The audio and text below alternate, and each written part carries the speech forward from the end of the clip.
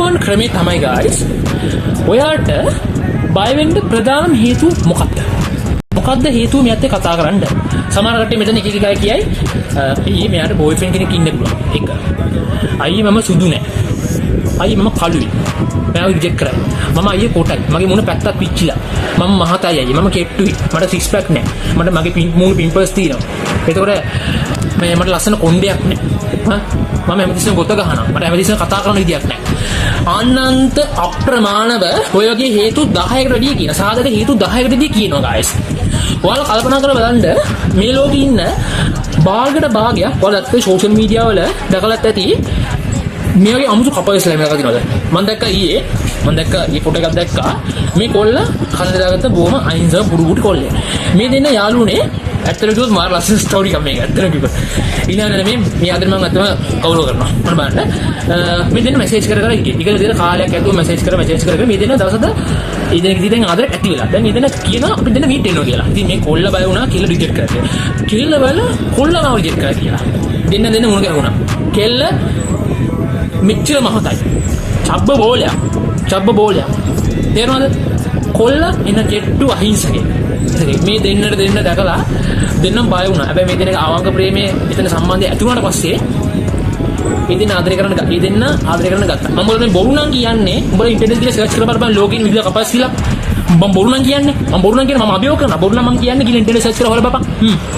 ඉතින් ඒ නිසා ඔයා කලබල වෙන්න එපා ඔයා සුදුද කළුද මහතද කෙට්ටුද කියලා බලන්න නැහැ මම මගේ වීඩියෝස් වල අනන්ත අප්‍රමාණව කියලා තියෙනවා මචං මේක ඇත්තටම කරන්න ඕනේ කියලා බඩ කන්ෆිඩන්ස් එක තියෙන්න ඕනේ තේරුම් ගන්න මේ අඩපාඩු සතපාර ගණන් ගන්න එපා මොකද මම කියන එක තමයි ඕගොල්ලන්ට ප්‍රැක්ටිස් එක තියෙන්න ඕනේ අයිය ප්‍රැක්ටිස් රූම් හදලා ගන්න අයියේ කියලා දෙන පොඩ්ඩක් අයියේ නේ මල්ලි අද කාලේ ඉන්න චූටි නංගි කෙනෙක් චූටි නංගිලට පවා මල්ලිලා පවා දකලා මොලේ තියෙනවා දැන් වාගේ මල්ලිලා දෙනවා අමල් YouTube එකේ සිංගල් ප්ලේ කරන්න කියලා කිව්වොත් එහෙම අම්මා අයියේ මොකද ඔන්නේ සින්දුව අයියේ නම කියන්න මම ඔයාලා දෙන්නම් මොකද්ද බම් මේ උඹට තියෙන කන්ෆිඩන්ස් එකවත් නැහැ පොඩි උන්ට තියෙන කන්ෆිඩන්ස් නැහැ උඹලට මචං උඹලා තේරුම් ගන්න ඕන එක දෙයක් තියෙනවා උඹලට ප්‍රැක්ටිස් එක තියෙන්න ඕන මචං උඹට හැදෙන්න ප්‍රැක්ටිස් එක නැතුව කිසි දෙයක් කරන්න බෑ තේරෙනවද හරිද බේට උඹ ෆුට්බෝල් ගන්න කියනකොට ප්‍රැක්ටිස් එක නැතුව ගන්න පුළුවන්ද බෑ හැබැයි ප්‍රැක්ටිස් එක තියෙද්දි ෆුට්බෝල් කරනවා ප්‍රැක්ටිස් එක කරලා ෆුට්බෝල් ගන්න වරදින් හරි පුරුවා නේද ඒ මොකද මේ ප්‍රැක්ටිස් එක තියෙනවා කෙල්ල එක ටෝක් කරන්න ඕන නම් මචං අනිවාර්යයෙන්ම ප්‍රැක්ටිස් එක අනිවාර්යයෙන්ම තියෙන්න ඕන නැතුව බෑ මචං මේ දේ කරන්න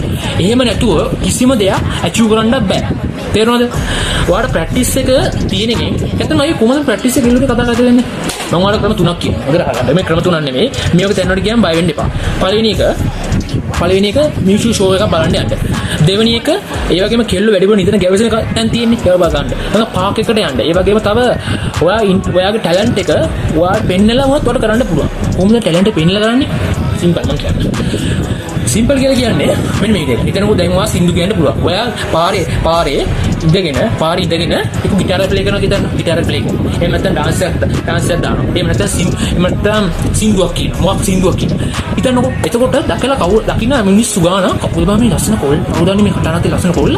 එතන ඉන්ට්‍රස්ටිං නැද වෙනවා. ඒකට ඒක නිකම්ම වෙලා ළඟම කතා කරන්න පුළුවන්. එහෙම නැති වුණත් මම කිව්වා වගේ අඩුවට සතපාර ගණන් ගන්න තමයි මේ කන්ෆිඩන්ස් එක කතා කරන්න. දෙවෙනි එක තමයි මියුසික් ෂෝ බලන්න ගියාම උඹලා දක්ෂ වෙන්න ඕන මචං. ඒකිට බෝයිෆ්‍රෙන්ඩ් කෙනෙක් හිටියත් නැත ඔබගේ බැල් මේක ඒක අර්ථය මොකක්ද කියලා. ඔයා කල්පනා කරා මට මේක ටෝක් කරන්න ඕනද නැද්ද කියලා. ඔයා ගිහලා කන්ෆිඩන්ස්ලි ගිහලා මොකක් හරි කතා කරලා ටෝක් කරොත් එහෙම ඔයා දැනග ඒගොල්ලෝ මොන දෙයක් කියනවා. ඔයා කන්ෆිඩන්ස් එකක් කියලා ඔයාලම තේරෙනවා.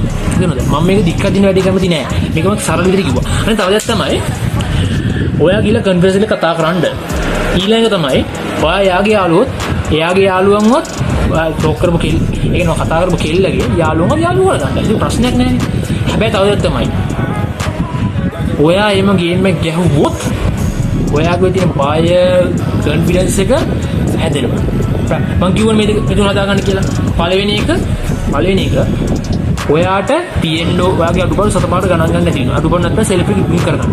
දෙවෙනි එක ඔයා ගිහිල්ලා ඔයාගේ තියෙන අඩුපාඩු අදා ගන්න ඕනේ. තේරෙනවද? ඉතින් ඒ නිසා මම ඔයාලට එකින් මේ කිව්වේ ඔය තේරුම් ගන්න නැත්තම් නෑ. ඔන්න මගේ ගොල්ලනේ මම ඔයාලට කිව්වා අඩුපාඩු සතපාඩු ගණන් ගන්නත් එපා. ඒක ෆැමිලි බෑග්ග්‍රවුන්ඩ් අයින් කරලා දාන්න. ඔයාලා ඉන්නේ සුපිරි අවසෙට් යන කියලා කතා කරනවා. එයා කෙල්ලෝ ඉන්න අපේ පස්සේ කෙල්ලෝ ඉන්න අපේ පස්සේ අපි තමයි කෙල්ලන් ඉඳලා කතා කරන්න ඕනේ. ඒ කෙල්ලෝ වදයා මචං කෙල්ලන්ට ඉන්ට්‍රස්ට් නැති වෙන උඹයි. උඹට කියන මමත් කෙල්ලෝ ගැන මහා එක්ස්පර්ට් කෙනෙක් නෙමෙයි. කෙල්ලෝ ගැන මහා ලොකු කෙනෙක් නෙමෙයි. මට තෝරන කෙල්ලෝ ඉන්නවා මම පිළිගන්නවා. මට ඕන කෙල්ලෝ ඉන්නවා. හැබැයි මම ප්‍රැක්ටිස් එක හදාගන්නේ මම කෙල්ලොත් එක්ක කතා කරලා. උඹලා කතා නොකර උඹලා බෑ දේ කරන්න. සමහර කට්ටිය බකවන්න තමයි කියයි. අයියේ මගේ සල්ලි වලට පුළුවන්. අයියේ මගේ ජොබ් එකට පුළුවන්. අයියේ මගේ පෙන්නුවට පුළුවන්. මල්ලිය තාව කොන්ෆිඩන්ස් එක වශී කරගන්න අභියක්.